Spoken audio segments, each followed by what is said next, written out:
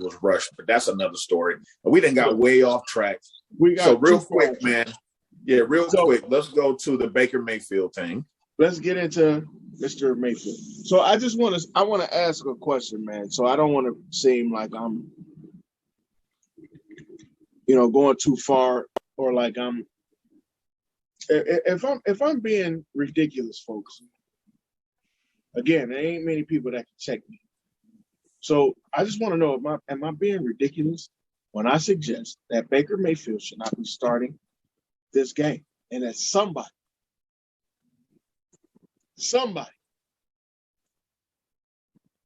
DePodesta, Barry, Stefanski, AVP, some god doggone body needs to stand in and say, nah, this ain't gonna happen. I agree and I disagree. So the way you and most of the fans, I think, feels that he shouldn't play, and I'm going to assume is because you don't want him to risk further injury right now. Give him another couple of weeks off, let him heal a little bit more, then go, right? Here's the perspective that I put it in. From what everybody is saying is that left shoulder is not going to fully heal without surgery. So the way that I look at it, any point in time during this season, whether you run him out there this week, you run him out there next week, or you run him out there the week after next, he's going to have a potential to do more damage to that shoulder and maybe have something where he gets hit and ends his season. So I kind of had a feeling that he was going to start because Mary Kay was like, well, he's taking first team reps. He was kind of splitting them, I think, with Keenum. So I was like, you know what? He's probably going to start. Now, here's why I don't have a problem with it. Because that shoulder is not going to completely heal, and it's on his non-throwing shoulder. It's not a knee. It's not anything that's going to affect his mobility or anything like that. My thing is this: if he can go out there and throw and play, either you send him out there or you put him on IR and you shut him down completely, and he goes and gets the surgery. And the reason why I say that, like I said before, because that shoulder is not going to heal all the way. So at any point in time, no matter when you send him back out there, it's a chance that he's going to do more damage to the point that maybe he, can't play, maybe have a season-ending injury or something like that. And now if there's a case where that shoulder could heal all the way, then I would say, man, go ahead and put him on the IR for 3 or 4 games, let Case run the offense, and then bring him back when he's fully healthy. But he ain't going to be fully healthy. So either let him play, see what happens, or shut him down. Now, with this game here, you're pretty much going to know within the first quarter how that, injury is affecting his play, pretty much. If he's not affecting, after the first half, if he's something like 5 for 15 and he's just not being able to move the football, you can always pull him. You can always pull him. You think they're going to pull him? That's what you think they're going to do? If he's not being effective? They're not going to pull him. He ain't been effective. They would. But go ahead. Yes, they would. If he's playing just downright awful, they would go ahead. I think they would go ahead and pull him and let Case play. I honestly feel that. I think they would. But that's how I feel. That's why I was like, I'm not tripping, man. If he goes up there and gets hurt, God forbid, so be it. I mean, anytime you play football, you have the possibility for an injury. So he's our starting quarterback. If he thinks he can go, the doctors say he can go, let him go. And if something happens, God forbid, then it happens. But I'm not tripping. It's like either way, man, any point in time you put that boy back in the game, he got a chance to get hurt with that shoulder. So that's my thoughts on it. And I just from I agree. he could be 100% healthy, and one shot can take him out. So, that's the nature of any sport. That's the nature of any, no matter what position you play, no matter what sport you play.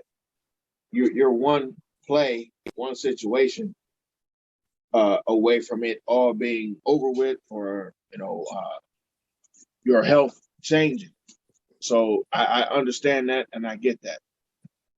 Part of my frustration in this situation, part of it is get healthier, et cetera, et cetera. And here's what I mean when I say that. So he sat out a game. He was trying to play last week. He tried to play so much last week on a short week after basically whatever didn't get torn prior to this week definitely got torn last week when he re-separated his shoulder against the damn Bears. Who the hell? Cardinals. The Cardinals. I'm sorry. So really, really messed it up even more, right? We understand that could happen on any play, whether it was already partially torn, whether it was never torn, a bad fall, a bad tackle, a hard hit, and that could be it. I get that. The problem is we know that this is a situation that is about pain management. Baker is not playing great. When he wasn't playing great when he wasn't hurt. He's playing kind of mediocre. Well, you can't say that, though, because he got hurt in the second game of the season now. Listen, bro. He was playing mediocre. And he got hurt. Everybody's playing hurt. Everybody's playing with something. He's playing mediocre. He's not a mediocre talent. He's playing mediocre. Look at his numbers. His numbers are middle of the road. Well, hold on now. Now, hold on now. Wait, hold on. He's not doing anything that is so awesome that we got to have this dude on the field. So, here we are in a winnable game with or without him. I don't see the need to put this dude on the field to further put him in jeopardy of not finishing the season. That's all I'm saying. I'm not saying that this dude is the worst quarterback I've ever seen. I'm not saying that I need somebody to replace him. I'm not saying that Case Keenum is the answer. What I'm saying is Case Keenum knows enough of this offense that if we can get Baker to the Cincinnati game, which I think is going to be a tougher game to win, by the way, and he's less hurt, and that shoulder can stay more stable because that's what they say is going to help heal that bone. It's keeping that shoulder still. And if you can get that thing totally healed, then you can play. And you can play without the stress of potentially tearing or breaking, rather. Because the tearing part has already happened. But the breaking part might not be so bad because I know that that's worse. Having that broken, arm bone is worse on top of the tearing. So I'm actually thinking preservation for this dude. While people are thinking I'm talking termination, I'm not talking termination. I think that what Baker is middle of the road right now, numbers wise, and how the offense looks with him in it. I think a middle of the road offense can beat the Steelers. So let Case Keenum bring his middle of the road ass into the game He gets rid of the ball quicker. You don't run the risk of hurting Baker. You can keep Baker. He can start. I mean, he could be there and then suit up. But maybe he comes in an emergency. Because here's what I'm telling you. They ain't taking Baker out of that game. I don't care how bad he looks. They are not taking Baker out of that game. I disagree. Well, put it this way. I don't know. We don't know either way. This dude re-tore his shoulder and re-separated it and went back in the game 2 weeks ago. They are not taking this dude out the game. They're not doing it. I do not agree with that. And they are not telling him that he shouldn't play. Kevin Stefanski has proven to me he ain't that strong of a coach to sit this dude down and say, nah. They just sat him down. They sat him down last week. They didn't. Kevin Stefanski did. The doctors did. And this week, Kevin left it up to the doctors. He's not. Well, that's that's kind of what you're supposed to do, though. No, listen. Right. Here's what I'm saying. Stronger coach says, no, I don't need you to do that. I can have a conversation with my quarterback. I know what you're trying to do. I know what you feel like you need to do. I get it. I dig it. But, bro, we got a bigger picture. If you hurt yourself in this game, here's the only way that I'll sit back and say that this was a success. I'm so glad that Baker Mayfield went out there for this game. If Baker Mayfield goes out there and gets the same basic-ass numbers that he's been getting all year, again, I'm not giving excuses. If you go out there, you healthy. Don't tell me about your hurt shoulder. You went out there to play. 100%. Yeah, ain't no excuses. So don't come back talking about, oh, well, I did this and I did that, and my shoulder, this and that. I don't want to hear it. If he goes out there on Sunday, because I think we can win without Baker. So winning the game ain't a win in terms of if Baker went out there and he played. So, yeah, that proved that Baker – I don't want to hear that. I don't want to hear we won and Baker did some basic-ass shit.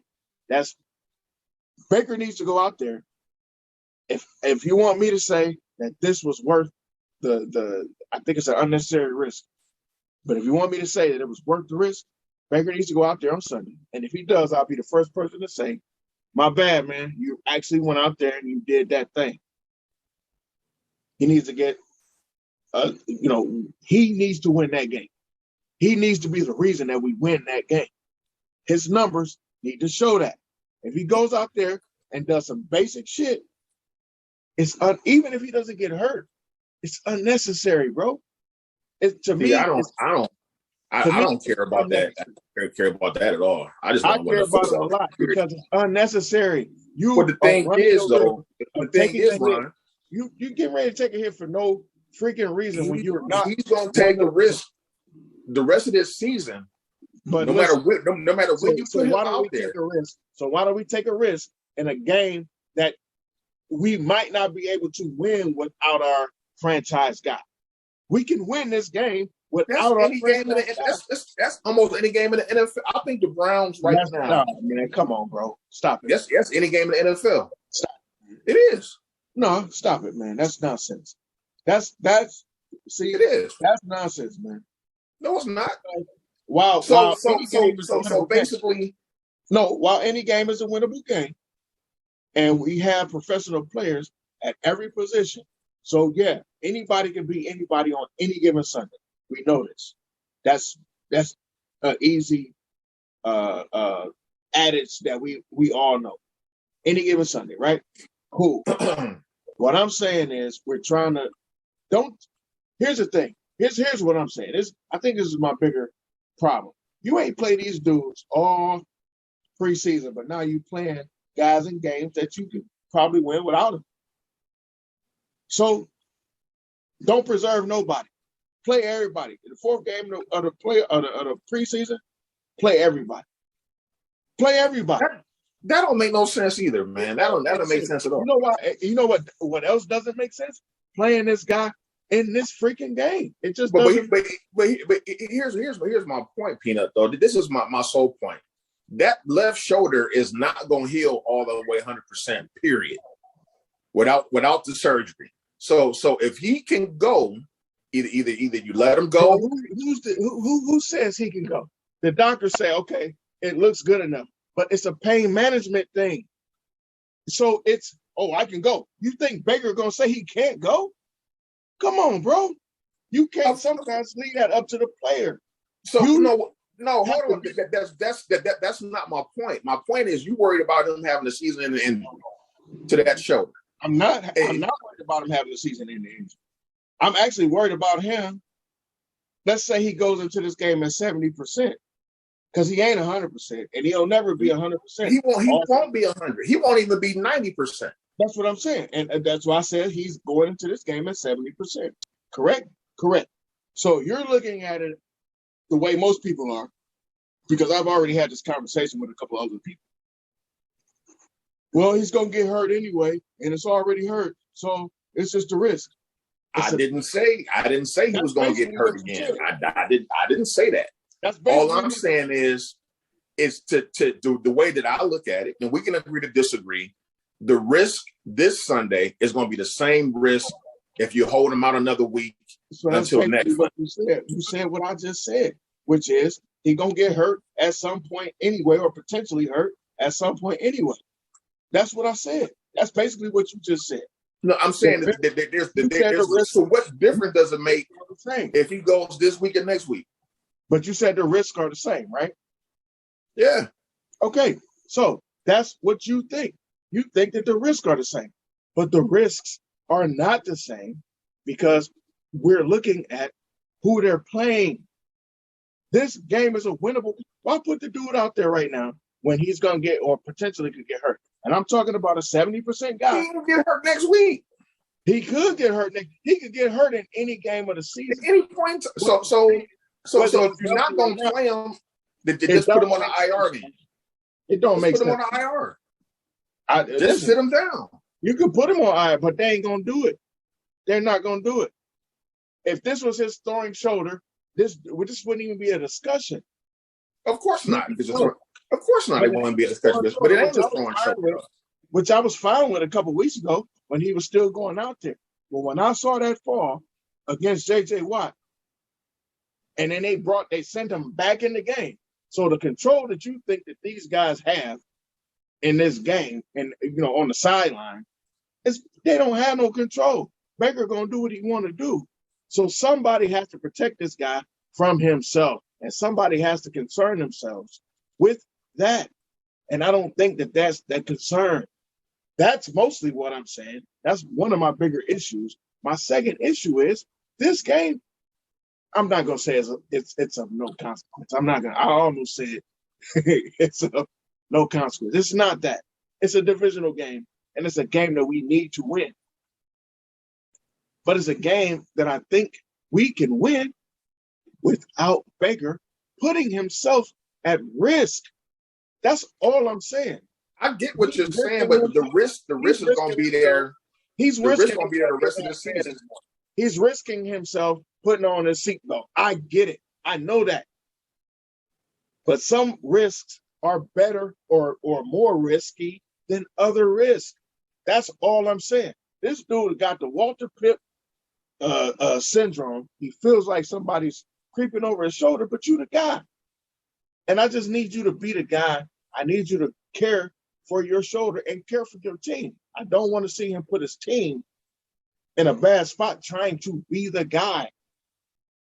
And I don't want the team to allow him to put himself at risk trying to be the guy. I think it's nonsensical.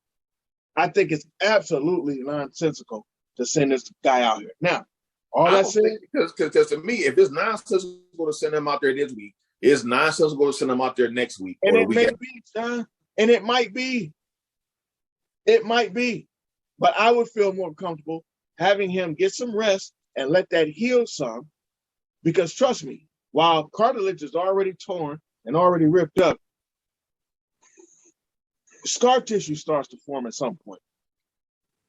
Scar tissue can also act as some level of a barrier and some level of cartilage. Now, it may affect his range of motion, but who cares because it's on that side. What I'm saying to you is when I'm in less pain, I play differently because I ain't in the same level of pain. He go his ass out there and get banged up at 70% this week. Now he's at 65 to 60% next week. You think he ain't going to try to go out there next week? He is. And I don't think that Case Keenum can beat the Bengals. So I'm thinking, let's put our best quarterback. Why not? At its healthiest. See, I don't put the Bengals up there yet, like everybody else is doing. Because I saw some stuff. You know, they beat Baltimore last week. I saw some things that they still need to work on. Like their offensive line still stinks. Like Joe Burrow still running for his life. He was making plays, but he's still running for it. Like, yeah, Cincinnati's 5-2. They're playing a lot better than we thought they would. They got some weapons, but fuck them. You know what I'm saying? Like, I'm not scared, man. I'm not scared of any team. If the Browns, if I ain't scared of the Bengals either. But guess what? I'm also not playing that game. I'm also not putting guys if the Browns scheme on offense the way that they're supposed to and smartly, it can still be. I remember, what was that? When we lost to the G, you weren't worried about a whole bunch of people that we lost to already. I said, man, oh no, we fine, we'll be good, and we weren't good. That's man, I don't care how we should be. If we. So if we but the games we lost, the game besides besides Arizona, the other two games that we lost was not due to the offense. That was all the defense's fault. Besides Arizona. Yeah, we lost 3 games, right? We lost 3 games. But that was the game we was talking about. No, I'm just saying in general, so no, what I'm saying is it wasn't the offense's fault that we lost those games. So and that's fine. So again, let me go back into what I said. So if it wasn't the offense's fault that we lost these games, that means that the defense has a deficiency, which I'm okay with. I'm cool with that because I do believe that. I think that the defense has a deficiency, and it starts with the defensive coordinator and the plays that he's calling. But here's what I'm trying to tell you, where my concern exists. You have a better chance of doing what the offense can do best with your starters and as healthy as they can be. That's why I keep saying maybe, because I'm telling you, the first 2 or 3 shots this dude takes, he's already at 60%. He ain't going to get no – he's not – It's not really about healthier. That's the thing. Yes, it is. He's not going to get any healthier. You're not listening, bro. But okay. I'm listening to what you're saying. You keep saying that he's going to be healthier if you sit him out for a couple of games. No, that's fine, man. It's cool because we can agree to disagree. I don't see where this is a positive for the team. And again, go Browns, and I hope it all works out. I'm not rooting against the Browns. I'm not hoping to see something negative happen. Right, I know you want to see. Now, there are some people that are. That do want something bad to happen. I'm clarifying my position because that's not where I'm at. I don't see where this is a positive. I don't feel like when somebody says, "Oh," when they said Nick Chubb is coming back, I'm like, yeah, all right, bet. When they said Baker Mayfield is playing, I'm like, man, what the hell? That's stupid. I didn't feel the same confidence. So, and I don't feel it now. I'm not going to feel it on Sunday. I'll ask you one more question, and we don't have to keep going back and forth. It is what it is. We can agree to disagree like men. I'm good. Right. We can agree. But what makes you feel more comfortable with him going against Cincinnati? I said I feel more comfortable. That don't mean that I would that it would be a better situation. Mm-hmm. I just said I feel more comfortable. Now you put like Nick Chubb. One of the reasons that I'm okay with Nick Chubb coming back, if Nick Chubb would have came back for that damn Broncos game, I would have been pissed off. I don't think that quick turn was enough time for you to sit down and really chill the hell out. Now, I know Baker had 10 days. That was nice. A nice 10-day plus, what? A little longer than that, really. You But take it really wasn't the. because he was still out there trying to prove that he was healthy. So he didn't really, he did too much. Had you just said on Monday that this dude ain't playing on Thursday, and now we got Case Keenum preparing for the Broncos, because if you recall last week, Case didn't get any first-team reps because Baker was still trying to freaking play, which I thought was ridiculous. So that's why I don't believe that they're going to just take this dude out of the game. They can't even wrangle the guy in on a practice. Like, no, man, you're not starting. Somebody needs to step in and say that. Save this guy from himself. So with that being said, this game is a winnable game once again without Baker putting himself in further jeopardy. Yeah, he can get hurt. Yeah, he can get hurt on any play at any time, anywhere, anyhow. He can play the rest of the season without getting hurt and then get hurt in the last game of the season or get hurt in the playoffs and it'd be the same injury or something else or something totally different. So it's not like I'm oblivious to that thought. What I'm saying is I know I play better. I've played better without being hurt. When I've taken some time to try to get some of that pain away. No, you're not going to ever be 100%, but when the hell is any player 100%? Nobody really is. You find out at the end of seasons that Tom Brady played with a serious injury that he had to get surgery for over the end of the season. Mm-hmm. But they didn't allow him to get those types of hits. We also didn't know about that kind of stuff. We all know, which means that everybody else knows. And me as a player, my competitive edge is I know that dude's shoulder hurt. I'm going to knock that dude to the ground. I'm not going to try to tear his shoulder out of the socket, but I'm going to take a hit.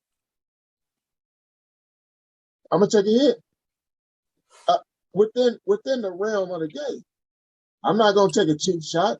I'm not going to, try to put this dude. But if I get to this dude, I'm not going easy because his shoulder hurts. And the Steelers are notorious for that kind of stuff. Not to say that the Bengals ain't, because the Bengals are too. But what I'm saying is, if I'm playing at 70% this week, but next week I can be 80%, because what we're going to see on Sunday, what I expect to see on Sunday, is a very tentative, pressing Baker Mayfield. That's what I expect to see. I expect to see a pressing, tentative Baker. So I'm hoping that we just run the ball to keep that out of his. Like, we have to protect Baker from Baker, because Baker is one of these guys who's going to try to throw the block on certain plays. He's going to try to dive for the ball or the ball hits the ground. He's going to just go all out, which is going to further hurt him. And that can happen in any game. But what I'm saying is, at some point, somebody has to be the goddamn adult in the room and get in front of this guy and say, no, not today, not this time. So Nick Chubb being out for 2 weeks made me feel more comfortable. Now, had they came out and said, nah, Nick ain't ready yet, I'd have been okay with that. But they let him sit for a couple games to let him rest. He still ain't 100%. You think that dude 100%? He's not. And I know he's not. However, they at least gave him 2 games to get himself to as healthy as he can be. And that's all I'm asking. I don't know that I'm asking something that's so ridiculous. I think it's retarded to put this dude in harm's way like this, because I don't think that a team that blitzes the way that Pittsburgh blitzes. I know we got a good offensive line, and thank God we got everybody back. But I don't think that this team, these guys ain't, man, they can't wait. They licking their chops, and it's just a setup game. I just feel like it's a setup, and I would like to see Baker make it out this game. I would like to see Baker healthy after this game.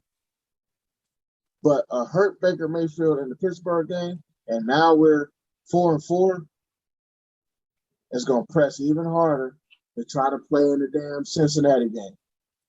If he ain't totally shoulder out of socket and all tore up and can't play, he's going to try to show his dumb ass up again to play against Cincinnati. It's just it's going to be a revolving situation, and it doesn't have to be as bad as it is right now.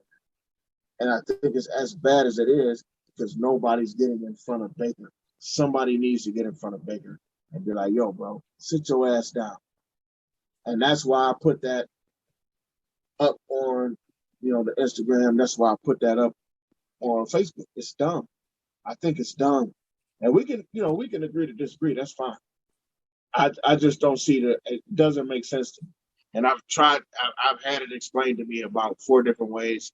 It don't make sense to me. And just like me explaining it to you, probably still don't make sense to you. No, I actually get your point of view. I do. I'm just like, again, my thing is because that shoulder is not going to heal. Either you let him play or you just shut him down because he's going to be at, like I wouldn't be surprised if he doesn't make it out of the Pittsburgh game. You know what I'm saying? But to me, it doesn't lessen the risk that he would take even in the Cincinnati. If he does make it out of this game, he's still going to be at that same risk in the Cincinnati game. And then we play New England after that because that shoulder is just going to have the torn labrum until he gets the surgery. That's my only thing. It's like either you let him play until he gets hurt, or you just shut him down, period, and make him go have a surgery and you set for next year. But it don't make I'll look at it. I just hope. Here's what I hope, man. Again, go Browns. Good luck, Baker. My first, as y'all guys heard, my first key to the game was protecting Baker. Why was that? Because I already know this dude ain't 100%. It's ridiculous that he's out there. But if you're going to put him out there, y'all got it. The game plan has to be set up for this dude not to hurt himself or to put himself in further risk. So, let's see if that happens. And he does, and to your point, he does have to be smarter. You have to make a business decision. You can't be diving at stuff. You can't be, trying to do too much, throwing blocks. And if you throw an interception, you just run off to the sideline. Just get off the field. Don't try to make a tackle. It is what it is. I agree with you on that aspect, but I think that's something he's going to have to do. As long as he's in the game, that's something that he's going to have to deal with the rest of the season, period. But it is what it is. We'll see how it plays out on Sunday, and hopefully we come away with a victory. And like I said, at this point in time, I don't care how they win. I don't care about style points, nothing. Just go out there and win a damn football game. That's what he's winning. I don't care about that stuff either. I need them to win, but it always feels better going into, we're going down to Cincinnati and we're going to the Ravens, and then we got a bye week, and then they come up here, and it feels better when those things happen and you got your team at optimal health. I ain't gonna say maximum health, at optimal health. And I think that we could, like next week against the Bengals, we could probably be at optimal health, not total health, not complete health, not ain't nobody hurt and everybody feels good about themselves. But I just think that we could be in a better spot, which at least we could start the game out better until he gets his ass handed to him. I don't think that we're at that spot this week. I watched the video of him throwing them first passes on, what was that, Tuesday, I think, or Wednesday? Man, that dude looked like, listen, man. his arm, he was holding the ball. You know, Baker holds the ball here. This dude was like the ball was here. He was holding it more like this. It looked like he was struggling to really fire that off because of everything that needed to happen. Now that was on Tuesday. Maybe he felt better on Wednesday. Maybe he felt better on Thursday. Maybe he felt better today. Maybe he'll feel better tomorrow. But I'm here to tell you, whipping that arm around continues to cause inflammation just throwing the ball. Trust me, I had an injury to one of my extremities. Oh, I get that, but isn't that something that he's just going to deal with for the rest of the season, though? He's going to have to. But what I'm saying, and that's kind of why I was saying what I was saying, is if that's the case, it can't be anybody in the building. It can't be anybody in that room. It can't be anybody involved in game planning for the Cleveland Browns that don't have that at their forefront. No one, including Baker. So the offensive line needs to be aware. Baker needs to be aware. The coaches and the game planning needs to be around Baker being okay. It can't be this, and this is why I said what I was saying earlier when I referred to what you were saying about Stefanski being flexible. You got to get to a point in the game where you're like, man, I can't do that because maybe I need to switch this dude out and bring in Case for this play just to throw people off, whatever. Because maybe Baker ain't capable. But, you got to figure out a way to do that. And if you do it well enough early in the game for Baker's ego and his comfortability, maybe that helps him if that happens, like they used to do with the Wildcat some years ago. Mm-hmm. Maybe that helps in certain situations take some of that pressure. You have to. Baker's one of those dudes that's going to run through a wall because you told him he couldn't run through a wall. And he'll be bleeding and scabbed up, still trying to prove he can run through a wall. Right. He's just, like, I'm being real. He's just one of those guys. And I like that about him, but I hate that about him. Because I do want to see the dude successful, especially if he's going to be my quarterback. So I'm not rooting against Baker. I ain't hoping that Baker doesn't do well. For those folks that might listen to this, I'm not talking to you, Sean. I know you understand that. But for those people who might listen to this and think, man, this dude always trying to kill Baker. I'm not killing Baker at all. I'm actually kind of killing the organization. I don't think that this is a smart move organizationally. And I think that they need to protect their commodity a little bit better than this. Even if you want to get a dude, you don't want to give him $40 million, you want to give him $30 million, but you want him to tear his shoulder up. It don't make sense. It doesn't make sense to me. Especially if he could tear his shoulder up. Like the way his shoulder is right now, I feel like, I remember how we used to make fun of Bernie because he had the rubber band that time. Right. That's what I feel like. Yeah. That's how I feel like this dude is right now. He got a rubber band and like some spit and a Band-Aid holding that damn shoulder together. Is how I feel. Pretty much. That's how I feel. But, I don't want to keep belaboring the point. Again, go Browns. I still expect the Browns to win this game because if something happens to Baker or even if Baker plays, I think we have what it takes to win this game. It's just going to get tougher playing the better teams in the division or teams that are as good as we are in the division. And, we'll I guess we'll take it a game at a time and see what happens. Because regardless of what I think, and regardless of how I feel, Baker is starting on Sunday, so I don't have no choice but to root. Because I'm rooting for my team, and I'm going to root for my quarterback. So, Baker, you got to make it happen. And the team has to figure out a way to protect him, period, and then protect him from himself. So, hopefully No, go ahead. No, I was just going to say, hopefully that's something that is being discussed. Hopefully that's something that is being talked about. That's all. All right. And just two quick side notes.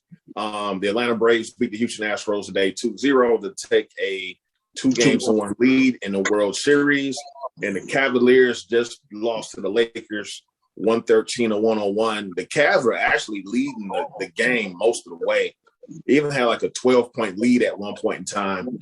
And just down the stretch, which I've been saying, what happened is the Cavs, when they, when teams are making a run and they're putting the pressure on, we don't have athletic wings guys to sustain that or go get a bucket, in crunch time. And that's so the Cavs played hard. They look better. I like the way they're being coached. What a lot of us thought, and I'm cool with that. Yeah, they look much better than what people thought. The road trip that they're on is already a success. They beat Denver and they beat the Clippers. They got one more. I think they go to Charlotte. I think it was a 4-game trip. Charlotte looked awful tonight. I was watching that game. They played in Miami. It was right. terrible. That was a hard game to watch. Yeah, it was. So, but the Cavs overall, like I said, in our impromptu Cavs preview, they're going to play hard. I like JB as a coach. A lot of people don't. I see the way they're running plays. They're trying to maximize the talent that they have, using their bigs, etc. But at the end, and I said they were going to knock off some teams early that they weren't, supposed to, which they're doing. But at the end of the day, the problem is that they don't have the athleticism at the guard position, a small forward, and they don't have any depth either. So if you have one or two major injuries, it can unravel. But it's off the rail. I want to sound negative. I think the Cavs are on the right path. I like the Mobley kid. Ricky Rubio has been a very, very big surprise. I know he's not in the long-term plan, but I think as a veteran, a savvy veteran, I think he's kind of teaching these guys, Garland and Sexton some things. So I think that helps on that front. And if we can just get, in the next 2 years, 3 years in the draft, we can get some athleticism in that backcourt. I think you'll see the Cavs start to develop and start making really a trajectory towards finally making the playoffs and being more competitive. So you're on the right path. We just need some luck. Need some luck in the draft. Also, I want to give a shout out to Kevin Love. As much as we've killed him, he's been coming off the bench, doing his role. He hasn't really been complaining or saying too much so far. Kudos to him, because I didn't think he was going to do it. I was like, there's no way with his ego that he's going to come off the bench. And he got killed. I think he got killed last year, and that really, I think that really probably brought him back down to earth. And he knows that hopefully you don't have a leg. Hopefully he continues to play his role. And he does good enough where some team will want to trade for him at some point in time during the season, so you can get him off my damn basketball team. But because that sentiment has not gone away, by the way. I don't care what he do. I need that dude on my team. Him and those retarded almost $100 million that he's owed. I need him exactly. But kudos to the Cavs, man. They played a tough game, man. And just down the stretch, I actually watched the game against the Clippers this morning or the night or last night, something like that. It was playing on I think it played on NBA TV, and I watched it. So everybody looked good, man. Sexton looked good. Again, like you said, they play hard. So I'm just, I'm excited that these guys ain't just rolling over, because they could. And I like what I see out of Evan Mobley. I like what I see so far, at least out of Sexton. I think Mobley can be my comparison with Mobley is maybe like Jermaine O'Neal. And that's not an awful comparison. I'd like to see a little bit more elevated, because kind of towards what you're saying, there was a point in time where Jermaine O'Neal was really good. He had about a 2.5 year run where he was really good, but it took him 4 years to get to that point, and then he remember he came to the league. He was 17 when he came into the league. Right. I still think that somebody may have beaten that record, but I think at the time he got drafted, he was the youngest player ever drafted into the league at the time. At the time he was, yeah. But if he can just get that little elbow jumper, maybe about a 15 to 16 foot jumper on the elbow, consistent elbow, consistent something. He because he has the other skills, and he can see he's learning. But he's averaging something like 14, 15 points a night right now as a rookie. Yeah, almost a double. He's raw, and you can tell he has no idea what he's doing right now. Like he's almost averaging a double, and we kept guys around and paid them ridiculous money, and they was averaging singles. I'm not gonna say no names. But, they already know where you're going. They've been on. Ladies and gentlemen, anytime we bring up the Cavaliers, Ron will find a way to take a shot at Tristan Thompson, no matter what. Tristan Thompson has been removed from the Cavaliers for 2 years, and he will still find a way to take a shot at that man, no matter what. As subtle as it may be, as subtle and vague as that shot may be, he's going to take a shot at Tristan Thompson at some point in time. Okay, so you just used 2 adjectives. You should have used 3: subtle, vague, and true.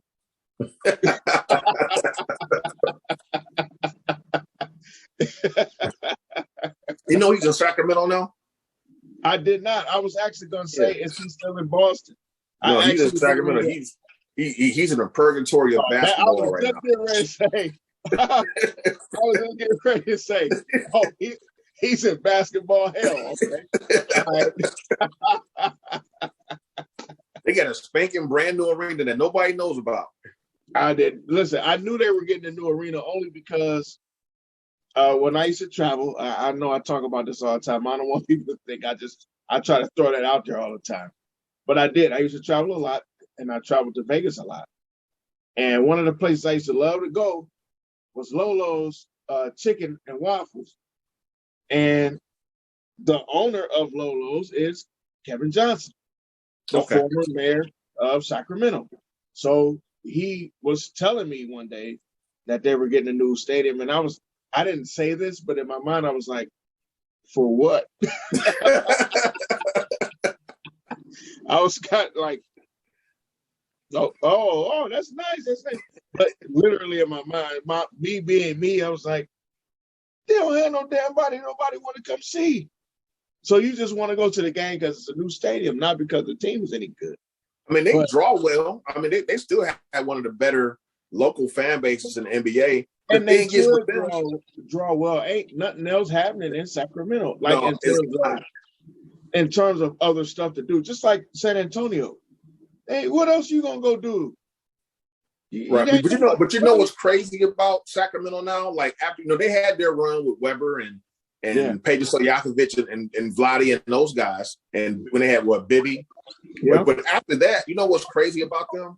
They never come on television. Everybody gets at least 1 or 2 national games, but they don't. No, I ain't seen the Kings play. Only time I see them play is when they play the Cavs. And you don't know. You still don't really. You know who's on the team. You still don't really know who's on the team. Not that. Well, they actually have some decent players. The problem with them is ownership. Because they got rid of who was their coach a couple of years ago. It's one of those hard-nosed guys. He actually had him on the right path, but he bumped head with the ownership. They got rid of him, brought in some bum. Keith Smart.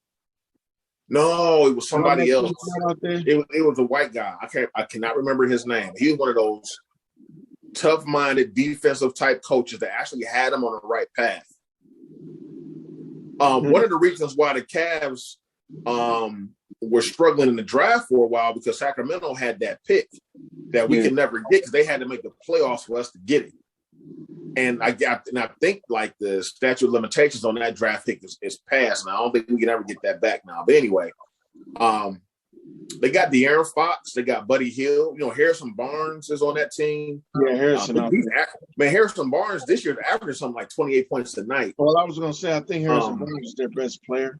He's the guy who's won championships or a championship rather, and De'Aaron Fox is probably their best. He's more versatile than. Well, here's what I mean. He may be the most versatile, and he may have the most upside. But the guy who people are saying to themselves in terms of like if I'm preparing for them, yeah, you got to prepare for De'Aaron Fox, but man, I got to stop. Like if you can, again, it's chess. So if I could take this dude and his basketball IQ out of the game and leave it up to De'Aaron Fox, can De'Aaron Fox win this game?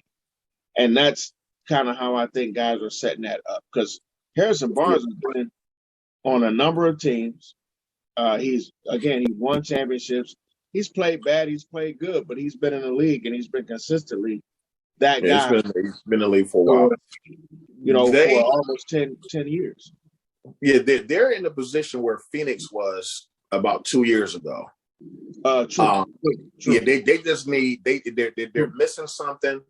They need a piece or two to kind of get them over the top. So, I guess that's enough for our Sacramento Kings conversation for today.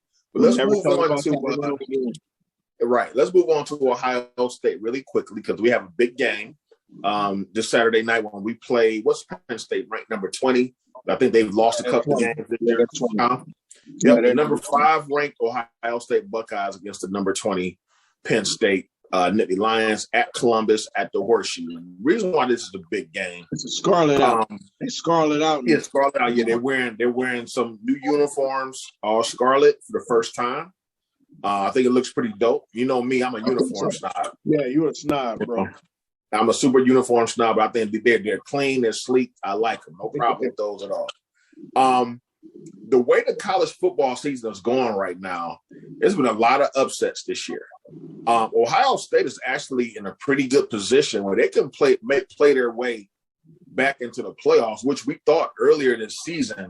The way that defense was playing and the way that Stroud was kind of inconsistent, we was like, there's no way in the world this team is going to sniff the playoffs. But now you had Clemson and fell off. Alabama had a big loss. Who's number 1 now? Georgia? Georgia. Cincinnati's number 2. And people were questioning if Georgia should be and Cincinnati should be number 2 because they had a tough win last week. I think they played Army or Navy. I think they played Navy, and it was a tough, it wasn't a cute win. So they could have lost some ground, but Cincinnati's still number 2. And this is one thing I hate about the polls. No matter what Alabama does, they always are going to try to find a way to move them fools back up. Like, no matter what. Like, Oklahoma won last week. Granted, it was a tough game. And they still move Alabama back over. And Oklahoma that doesn't have any losses. They're undefeated. And they still found a way to move Alabama back to number 3 over Oklahoma. Because Oklahoma it was a tough. Oklahoma and Cincinnati both had tough losses last week. So I forget. It was, of course, it was Feinbaum, who was, I read an article where he was like, yeah, so because of the issues on Sunday, because of those barely wins that Oklahoma and Cincinnati had, he felt like Alabama should move up. And I'm thinking to myself, there's no way they won. As long as Oklahoma won, they didn't lose. And as long as Cincinnati won and didn't lose, why am I going to take them out of the second? And especially after Alabama had a bad loss to Texas. And that's what I'm saying. First of all, Alabama only dropped 3 spots. Alabama should have dropped after losing that game. They should have dropped to behind the 5th spot. They should have dropped to no damn 4th. Right. And this is why people have disagreed. I think you disagree with me on this too. This is why I root for Big Ten teams when they play out of conference games and bowl games, because we need for the Big Ten to start getting more cachet, so we get more of a benefit of the doubt the way that Alabama's getting. Because everybody always, reason why Alabama gets the benefit of the doubt, because they always say they're in this tough conference, blah, blah, blah, blah, blah, blah. And in reality, the SEC isn't as tough as people give it credit for. It's not. They got a bunch of especially when you done added Missouri, Texas A&M, Who else? You got Vanderbilt, Kentucky. You got, and even though Kentucky's playing well this season, but traditionally they're not a football power. Right. Yeah. So they have a lot of watered down teams in that division too. So you need so in the bowl game when we play, when Wisconsin plays Auburn, or when Michigan State plays LSU in the bowl games, I root for the Big Ten schools just to get that cachet up that yes, we can play with the SEC too. Not that I like them, but we need to start getting our it's just a resume builder. No, so like I always understand. You see what I'm saying? I understand why people do it. I just can't. Right. I you know what? I won't even lie and say I tried. I just can't. And it's not like I'm on the edge of my seat like go Sparty. No, I know. But it's more so, man. But I lived down south. Man, I lived in Alabama for 7 years. I had to hear the whole time I was down there how Big Ten schools can't play football. They're slow. They can't hang with the SEC. Blah, blah, blah, blah, blah, blah, blah, blah. And I got sick and tired of it. And they still think that even though we've beaten them on several occasions, Big Ten schools have beaten SEC schools in bowl games, it's still the same narrative. They're slow. They're, blah, blah, blah. And then it doesn't help either that every time Michigan gets in the top 5, they find a way to blow it. It's like Iowa. Iowa gets up to number 2 and then loses the freaking Purdue. You know what I'm saying? Stuff like that doesn't help either. So the Big Ten has to help itself. But I'm sick of that narrative that the only football conference that exists is the SEC. I'm tired of that narrative. Well, that's always going to be that way. And that's fine. I mean, until somebody else steps in. Now, if you recall, when we were younger, the conference to be a part of was the ACC. That was the up-and-coming conference because it had Florida State, it had Miami. So they were always, back and forth. It used to be kind of spread out. The difference now and nowadays, I'm not sure why. Well, I have a somewhat of an idea why. The traditional powerhouses are falling off, like the USC, UCLA. There's a reason why they fell off. Yeah, Nebraska. Those traditional powerhouses are no longer. Even like Florida. Florida's kind of, they've been playing good the past 2 years. But even Florida fell off for a while. Look at Florida State. They're not any good.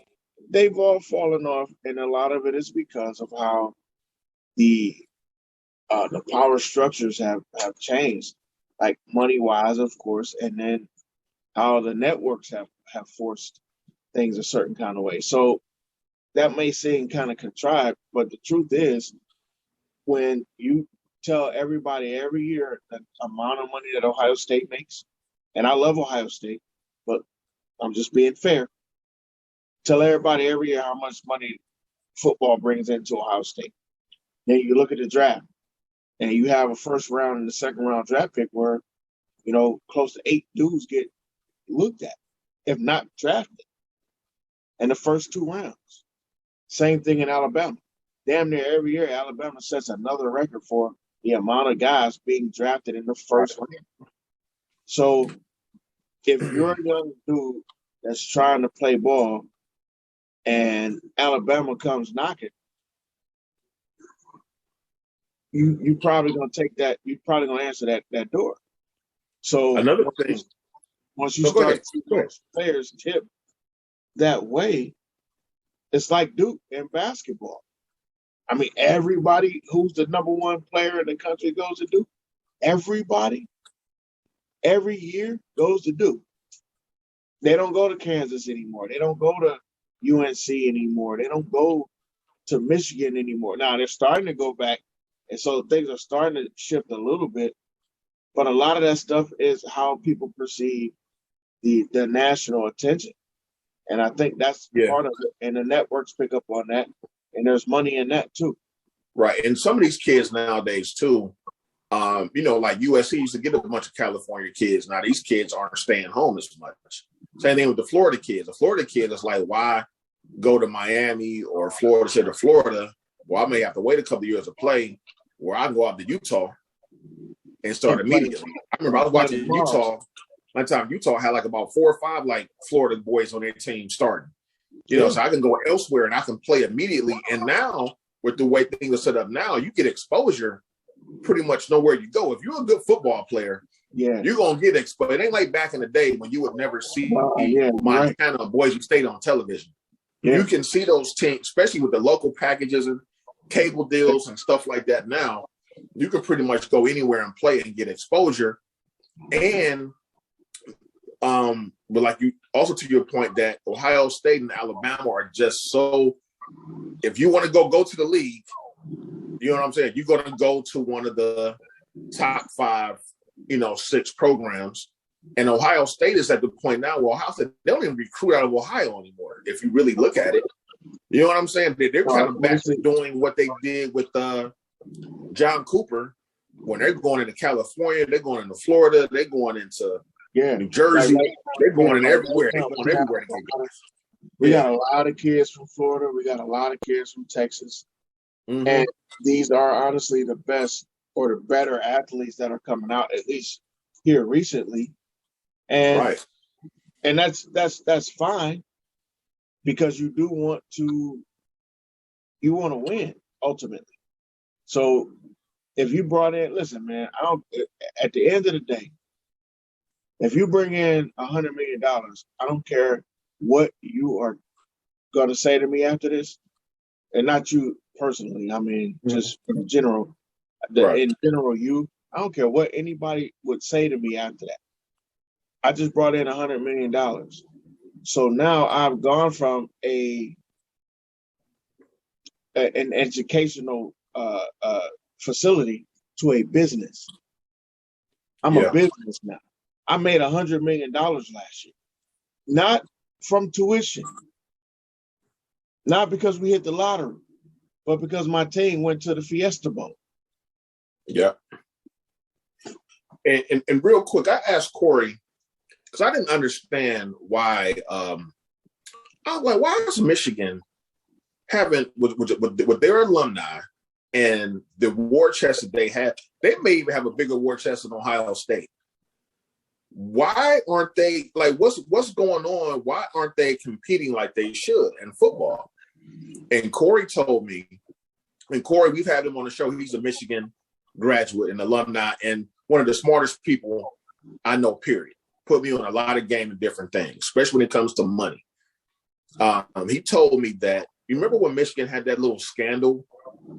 Maybe, was it about 10 years ago? I want to say it was under, it may have been under Lloyd Carr. They got him out of there. They had some type of, something went on. And they said since then, because Michigan is bougie, they have a certain reputation they want to uphold as far as academically. He said the reason why that Michigan is struggling is because Harbaugh can't recruit like he wants to. Like they're still holding him to a certain standard with the guys he brings in academically. So he's saying they're not getting the 5-star recruits that Ohio State and Alabama is getting because they have less standards. I said, well, that makes sense. I was like, because at this point in time, I know Harbaugh can coach. I was like, Harbaugh didn't all of a sudden not know how to coach. But it seems like their talent level is just the notch below Ohio State where they can't, they can compete, but it's not enough where they're going to beat us on a consistent basis. And I didn't know. I was like, I never even thought about that. He's like, yeah, man. He's like, after that scandal, they start reining stuff in. It's like, no, we can't have this because this is not Michigan. We have a certain reputation that we want to uphold, and we're not bringing in certain guys to play football. And that may change going down the line. But that's another reason why Harbaugh hasn't gotten fired yet. It's like he's being kind of handcuffed in his recruiting. I would say that is a typical response from a Michigan fan. Of course, come with some level of an excuse. To tell me why we keep handing you our own asses every single year, man. Listen, y'all brought Harbaugh in there to win y'all the championship, and if that is the truth, that could be the most ridiculous situation where you bring in a guy that, oh, this guy can bring in all the guys. However, whoever he can bring in, we don't want them guys. You working against yourself. Like that could be the most ridiculous. And I'm not saying it's not true. You know, Right. I don't I know want, what you're saying. you know what I mean? I can't say because I don't know. I don't have that information to say, oh no, that's BS, yada yada yada. But if that is the truth, that actually makes me like Michigan even more. Keep it up, y'all. Please keep it up. Because listen, there's some things that make me happy for no reason. Do you see? Look, I don't know that I've smiled really all show. I am literally from ear to ear.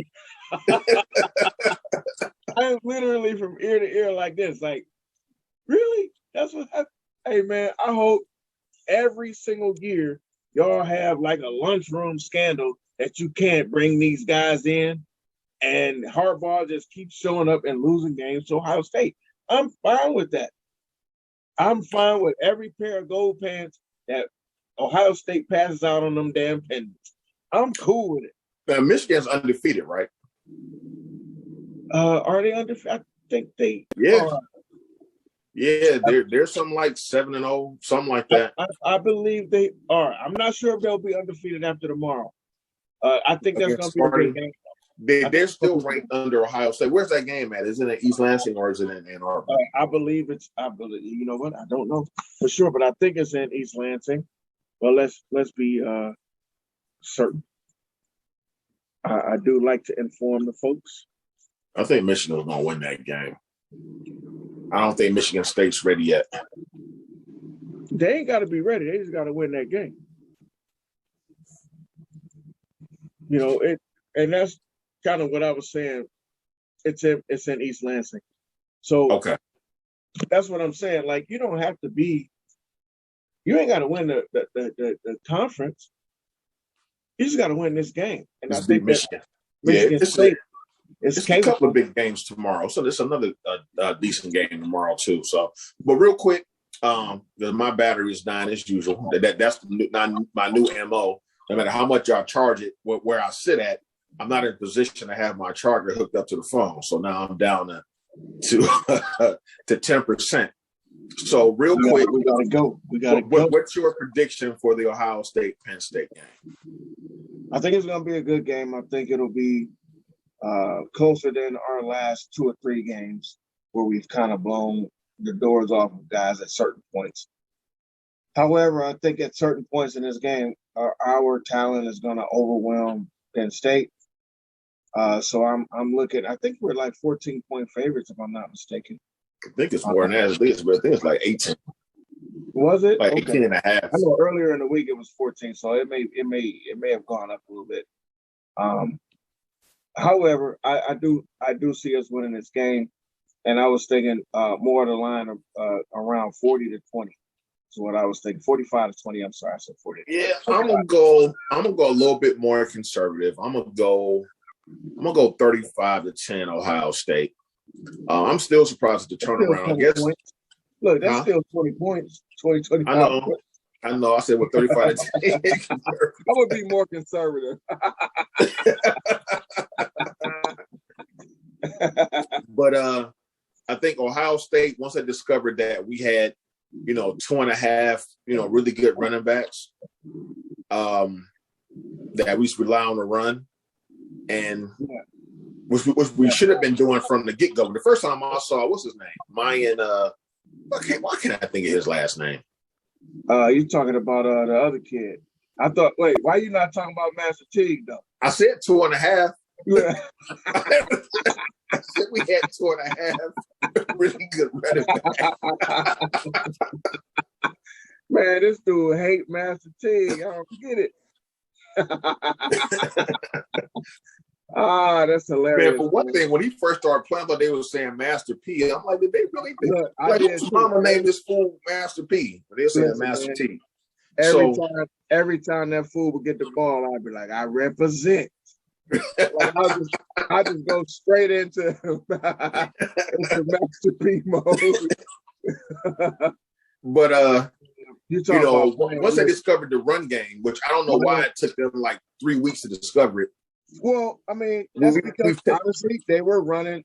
To your point, to be fair, I don't know that they knew what Travion was going to be. I don't know if they expected him to break out like he did, and I think they were leaning more on Master T.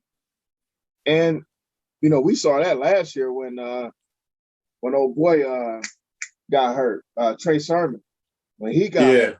We saw that it was a total difference in how the running styles were. Right. So Master T, while he's not an awful player, he's damn sure not as bad as Sean thinks he is. He's his running style is not what we're used to at Ohio State. We're used to guys like Trey Sermon, the kind of shiftier, speedy, 200 yards a game type of guy, not to grind it out in between the guards guy. We're looking at guys outside the tackle, guys that can split it inside. We have guys that are multi-talented, and I don't know that Master Teague is necessarily that. And this kid, Henderson, is incredible. Where he's Mayan Williams is just the other guy's name. Mayan Williams is. I don't think he has the vision that Travion has. No. I think he's just as explosive, but he doesn't have the vision. Speed-wise, he is, but I don't think he has the vision that that Travion has. So I think that's a difference, and I agree with you. I think if these guys stick to the run game, and if Ryan Day kind of gets out of his own way and lets the run lead to the pass as opposed to vice versa, trying to force the pass down our throats. CJ's been playing well. He's been throwing the ball very well, like finding on different levels, man. This dude has been hitting the ball. I mean, he hitting these spots. Garrett has been playing well. Olave's been Olave. Like you're starting to see that offense be quietly. Ohio State has the best receiving core in college football right now. Easy. It's not even. I don't know that it's a question. I ain't even know if that was a thing. We got to discuss that. No, we don't. We killing these cats out here. The only thing is, again, we got to come outside of certain boxes. As we get into the conference championship games, into the playoff games, because we play a straight up game. We still don't play the shiftiness, the stuff that we saw Alabama do with a special kid. We have a few special kids, and we have to showcase them at certain points to push our advantage. And at some point, I hope to see Ryan Day, become more flexible. Same kind of stuff we talk about with Stefanski. Just be more flexible. Understand that there's way more football out there for us to play and for us to get better. But if we want to win these games, these big games, and I think we'll win this game tomorrow, like I said. But as we get forward into the Michigan game, into the Michigan State game, you're going to have to be a little more flexible, man. And it's going to get a little – Michigan has a good defense, and so does Michigan State. So we're going to have to show up when things break down. Where do we go? And that's what I think the run game is going to be. So looking forward to that game. Looking forward to Sunday's game, the Steelers and Browns. And hopefully we come through this weekend unscathed, everybody healthy, everybody, both teams with wins. And we'll see how that if this game goes the other way, I want to hate to see Ron's reaction on Sunday. My reaction will be a lot of what you guys saw today. I've lowered my expectations on things. So while I'll be emotional, I don't know that I'll be unhinged as you guys have seen in the past. Although that does make for some see TV, I don't know that everybody needs to see that every single week. So I'm gonna try to reserve unhinging for something that's worth unhinging. Right. All right, man. Well, let's go ahead and wrap this thing up. Yeah. Once again, we want to thank all our listeners and supporters. You can catch us on Facebook at 2 Guys on the Mic 216. You can catch us on YouTube at 2 Guys on the Mic 216. You can actually see the video of our podcast. And we're also on all streaming platforms. We're on Spotify. We're on Google Podcasts. We're on Apple Podcasts. We're on Anchor. I don't know if we're on iHeart yet. I'm going to try that. I'm going to see if we're on. I don't think we're on iHeart yet. They're on iHeart. Okay. I think we need to get our listenerships up. Hint, hint. I need y'all guys to come on in, like, listen, subscribe, comment. And comment. Yeah, comment. Also, we're on Instagram at 2 Guys on the Mic 216 as well. Go ahead, and we post articles and different things from time to time. Comment, and we'll definitely respond. If you go to our YouTube page and you want to comment, about anything that we said or challenge anything that we said, go ahead, and we will definitely respond as soon as we can. So that's going to wrap it up for it's not necessarily midweek, but normally this will be our midweek show. No, it's a little bit later in the week. It's neither here nor there, but we will see you guys on Sunday evening after a Browns victory, after we kick Pittsburgh's ass, and celebrate a victory Sunday. So, Ron, you have a good rest of your night. Have a good weekend, my brother, and I will see you on Sunday. You too, homie, man. Love you. Love everybody. Thank you, guys. Appreciate you, and we will check y'all out on Sunday. Peace.